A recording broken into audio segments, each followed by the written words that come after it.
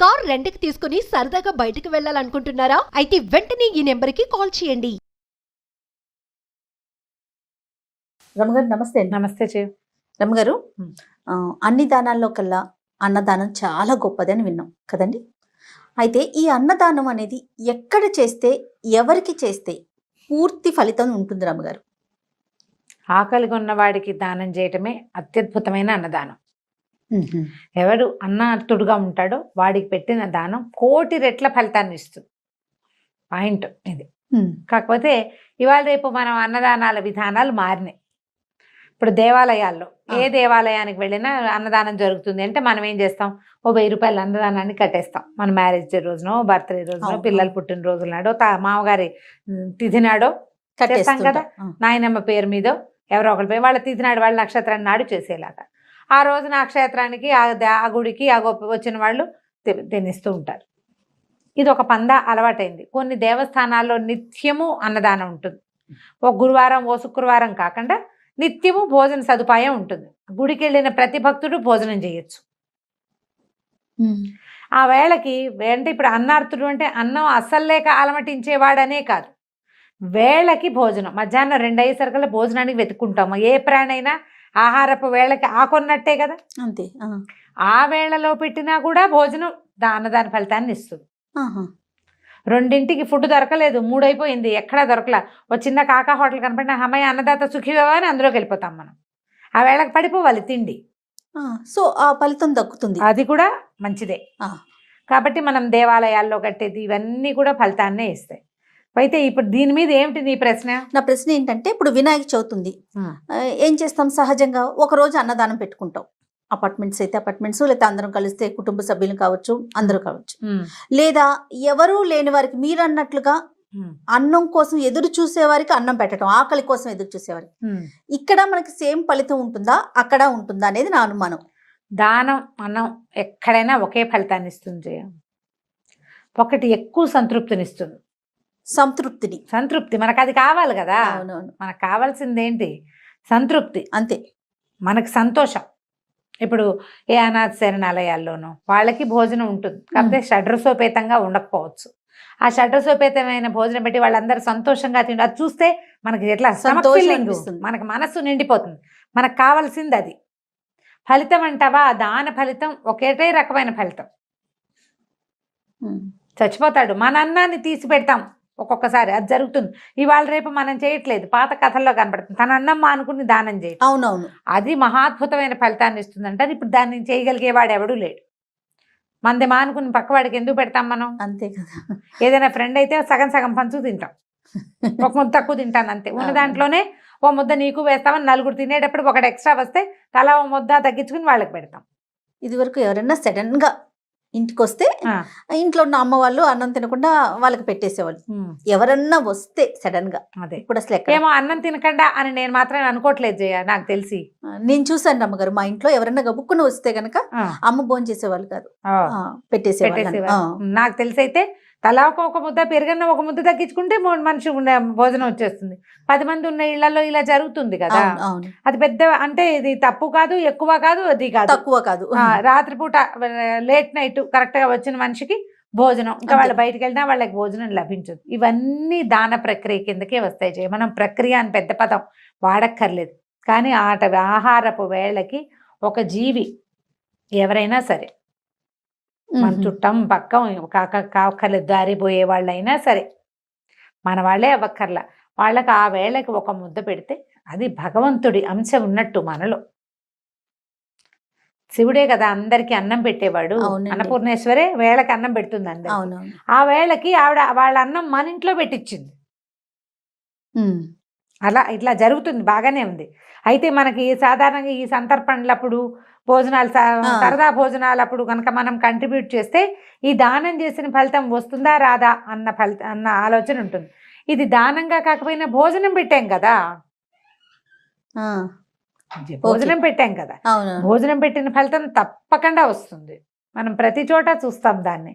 అన్ని ఈ మన వినాయక చవితి పందిళ్లలోనూ భోజనాలు, శ్రీరామనవమి నవమికి పందిళ్లలోనూ చూస్తాం. భోజనాలు బాగా కనపడతాయి. అవును. దసరాలు ఈ శరన్నవరాత్రులప్పుడు కూడా దేవాలయాల్లో భోజన సదుపాయం ఉంది, లేకపోతే అన్నదానం జరుగుతుంది, సంతర్పణ జరుగుతుంది, ఇలా రాస్తారు, సమారాధన జరుగుతోంది అవును.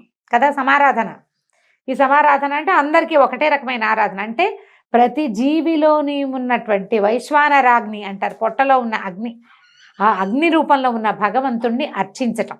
ఉమ్. ఆ అగ్ని రూపంలో ఉన్న భగవంతుడికి ఏమిటి ఇవ్వవలసింది? ఆహారమే. అంతే. సమయానికి అది ఎప్పుడు ఆకలిస్తుందో అప్పుడు అప్పుడు. అన్నం పెట్టడం. ఆ వేళకి అన్నం పెడితే భగవంతుణ్ణి అర్చనించినంత ఫలితం లభిస్తుంది. అది పక్కింట్లో పక్కవాడికి పెట్టామా, వెనకవాడికి పెట్టామా, పేదవాడికా ధనికుడుకా అని కాదు. ఉమ్. మీరు అన్నట్లుగా పేదవాడికి పెట్టామనుకోండి, ఉమ్. ఎక్కువ తృప్తి. తృప్తి మనకి పోనీలే, పాపం వీడికి అన్నం లేదు ఇవాళ ఈ పూట మన ఇంట్లో వాడు అంటాడు, బాబు 3 రోజులైంది అన్నం తిని, ఇవాళ నీ చేతో పట్టాడు అన్నం తిన్నా, సంతోషంగా ఉన్నాను నేను. వాడన్న ఆ మాట మనని సంతోషపెడుతుంది. అంతే. ఎన్నాళ్ళు అయిందోనమ్మా మజ్జిగ పోసుకుని అన్నం తిని. ఉమ్. చాలా మంది అంటారు ఊళ్ళల్లో మజ్జిగలు దొరకవు, ఎండాకాలం చాలా బాధపడతారు. ఇప్పుడు లేదు, ఇదివరకటి కాలంలో ఉండేది. ఎందుకు రమ్మగారు? ప్రతి ఒక్కరికి పాడి ఉండేది కదా. పాడి ఉంటే ఎండాకాలం పాడి తగ్గిపోతుంది. ఆహా. వర్షాల్లో కూడా ఈ మన దాన్ని ఏమంటారంటే మాసూళ్ళప్పుడు పిచ్చిగా దోమలు ఆహా. పాలు తగ్గిపోతాయి గొడ్లకి. అది ఎప్పుడు అంటారంటే ఊడుపులప్పుడు, అప్పుడు బాగా దోమలు ఉంటాయి, నీరు ఉంటుంది, ఇవక ఎక్కువ ఉంటుంది చేలల్లో, ఇవక ఎక్కువ ఉండి పిచ్చి దోమలు. ఆ దోమలకి అసలు గుడ్లు పాలు ఇవ్వవు, ఓహో. పాలు తగ్గిపోతాయి. ఆ కేంద్రాన్ని పోసే పాలు బలవంతంగా పోయవలసిన పాలు పోస్తారు పాపం, ఏవో కొన్ని వతనగా పోయవలసిన ఇళ్లల్లో పాలు తగ్గిపోతాయి. అదేలేండి. మజ్జిగలు పల్సలు చేసుకోవాలి. ఏమిటి బోల్డ్ అని గొడ్లు ఉండే మా ఇంట్లో కూడా వచ్చేది, ఆహా. పెరుగులేదు ఇవాళ మజ్జిగ, ఎందుకంటే పాలు తగ్గిపోయినాయి అని అలా చెప్పేవాళ్ళు. ఓకే. ఇప్పుడు అలాంటప్పుడు ఎండాకాలం ఎవరిళ్లలో చెంబులు గిన్నెల నిండా మజ్జిగలు ఉంటాయి? ఉండవు కదా. మజ్జిగలు ఉండవు. మజ్జిగ పోసుకుంటే మజ్జిగ లేదు నాయన అని చెప్పేసేవాళ్ళు. చల్లంటే నీళ్ళగా ఉండేది. ఉమ్, ఉమ్. ఎన్నాళ్ళు అయిందమ్మా చిక్కటి మజ్జిగ పోసుకుని అన్నం తిని. అంటే ఇప్పుడు ఎండ వెళ్ళేటప్పుడు ఎవరైనా వస్తే ముష్టి వాళ్ళు వచ్చారనుకో, ఆ. అన్నం పెట్టేవాళ్ళు. వాడు కొబ్బరి చెట్టు కింద కూర్చుని 2 బాదం ఆకులు కుట్టుకుని చక్కగా కూర పచ్చడి వేసుకుని, మా ఇళ్లలో పప్పులు ఎక్కువగా ఉండేవి, పప్పు ఎక్కువ, పప్పు కూర వేసుకుని అన్నం దీన్ని మజ్జిగ పోసుకుని, అబ్బా మజ్జిగమ్మా చిక్కటి మజ్జిగ ఏం గొడ్డమ్మా అని అడగటం. వచ్చి ముష్టి వాళ్ళు నిజంగా ఆ. గొడ్లను చూసి అంటే ఈ పాలు దీని ఇది అని తెలుసుకోవడం. మళ్ళీ గేదెలు ఉన్నాయమ్మా మన దగ్గర, పాలు చిక్కగా ఉంది, మజ్జిగ చిక్కగా ఉంది. అప్పుడు వాడి ఇచ్చే సంతోషం చూసావా, సంతృప్తి చాలా పెద్దది. ఆ. అతని మాట చూస్తే చాలు మనకి వింటే. ఆ వచ్చిన వ్యక్తి హాయిగా అతను సంతోషంగా తిని, నేరేటి మీ చేత్తో తిన్నానమ్మా మళ్ళీ ఇప్పుడు వచ్చే అన్నం తినడానికి అంటే అసలు అది ఎట్లా ఉంటుందని కొండెక్కినట్టు ఉంటుంది మనకి. అనుభవిస్తేనే తెలుస్తుంది. ఈ మామూలుగా అందరం కలిసి భోజనాలు చేసేటప్పుడు మనకు అదొక క్యాజువల్ థింగ్గా ఉంటుంది, మనకు తెలియదు. మనం శరణాలయాల్లో అసలు అన్నార్తులుగా ఉండే వాళ్ళకి అక్కడ అన్నం పెడితే మనకు ఒక సంతోషం కలుగుతుంది. దానివల్ల ఏమవుతుందంటే మళ్ళీ చేద్దాం అనిపిస్తుంది. జయ, అవునండి, ఇంకా చెయ్యాలి ఇట్లాంటివి. అవును, పాపం ఇలా ప్రతిసారి చేద్దాం, ప్రతి పండక్కి చేద్దాం. మన వాళ్ళు ఎవరికైనా ఇక్కడ ఫలానా చోట వీళ్ళు కొంత చిన్న గ్రూప్ ఉంది, ఓ 15 మంది పిల్లలు ఉన్నారు అంటే మన వాళ్ళు కూడా అక్కడికి వస్తున్నారు అనుకో, అవన్నీ మనకి సంతోషాన్ని ఇస్తాయి. ప్రధానమైనది ఏంటంటే ఆత్మసంతృప్తి. నేను ఒక దానం చేస్తున్నా, ఒక మంచి పని చేస్తున్నా, ఒక సహాయం చేస్తున్నాను అనేది, ఆ తృప్తి కోసమే ఇలా ఈ పద్ధతిని ప్రవేశపెట్టారు మన వాళ్ళు. పాత పద్ధతి కదా ఇది. ఇక మెల్లిగా మనం అట్లా చేస్తుంటే ఏమవుతుంది, మనలాంటి వాడే వీడు కూడా, వీడికి మాత్రం అన్నం ఎందుకు ఉండకూడదు అని అనిపించద్దు. అప్పుడు మనకి సహాయం చేసే గుణం పెరుగుతుంది. పిల్లలకి నేర్పిస్తే అవి ఇంకా ప్లస్ అవుతాయి. ఎక్కడైనా సమారాధనలో మన డబ్బులు కూడా పెడితే మంచిదే, అదేం తప్పేం కాదు. అదంతా కూడా దానం కిందే మంచి ఫలితాన్నే ఇస్తుంది. ఇది ఇచ్చే సంతృప్తి, అది ఇచ్చే ఫలితము 2 సమానం కాదు. ఇది ఎక్కువ, ఇది మనం బాగా ఫీల్ అవుతాం కదా. సో ఈ ఫీలింగ్ కోసమని ఇలాంటివి చేయాలి. రైట్. ఫలితం కోసం అన్ని రకాలు చేయొచ్చు. ఎక్కడికైనా దేవాలయానికి వెళ్ళి మీరు జ్ఞాపకం పెట్టుకోండి, ఒక మాట చెప్పండి. దేవాలయాలకు వెళ్తాం, అర్చక స్వామికి వేస్తాము, హుండీలో వేస్తాము. ఇక్కడ భోజనం ఉంది అంటే, ఇలా నిత్యాన్న దానం జరుగుతుంది అంటే కనీసం ఒక 100 రూపాయలైనా అక్కడ కట్టండి. పెద్ద పెద్ద అమౌంట్స్ కట్టగలిగే మహానుభావులు మంచిదే. మామూలు వాళ్ళు కూడా ఓ పిల్లాడి పేరుతోటో, పిల్లల పేరుతోటో ఒక మాట అనుకుని బర్త్డేకో ఇంకోటో, వాళ్ళ డేట్లు కూడా ఏ డేట్ని చేయము అని కూడా అడుగుతారు. సింపుల్ అన్నదానం జరుగుతుంది కొన్ని చోట్ల అయితే. ఓ 2 రొట్టెలు, ఓ పల్చటి కూర, కొంచెం సాంబారు, కొంచెం మజ్జిగాన్నం. మధ్యాహ్నం వేళకి ఇంకేం దొరకపోతే అదే కదా అమృతం. మరి ఇంకో 10 కిలోమీటర్లు దిగాని ఏమీ దొరకదు, పోన్లో ఇదే తినేద్దాం అనుకుంటారు. అవును.